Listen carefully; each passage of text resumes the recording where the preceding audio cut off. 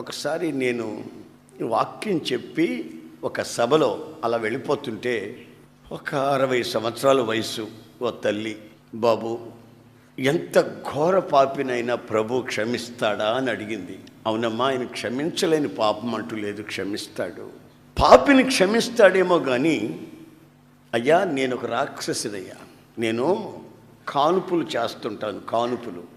కానుపులు చేసే ముందు వాళ్ళ శత్రువులు కానుపు పీటల మీద బిడ్డలను చంపమంటారయ్యా. చాలామంది చాలా బోధలు చెప్తుంటారు, ఇవంతా ఇలా చెప్తుంటారులే అనుకొని యేసయ్యని దేవుడిగా అంగీకరించాలని కానీ అనుకున్న దాన్ని కాను. నాకెందుకో అనిపిస్తుంది నా పాడు స్థితిలో నుంచి నేను లేవాలని. లేస్తే ఆయన క్షమిస్తాడా? తల్లడిల్లిపోతూ ఏడ్చింది. ఆ తర్వాత నేను ప్రార్థన చేశాను.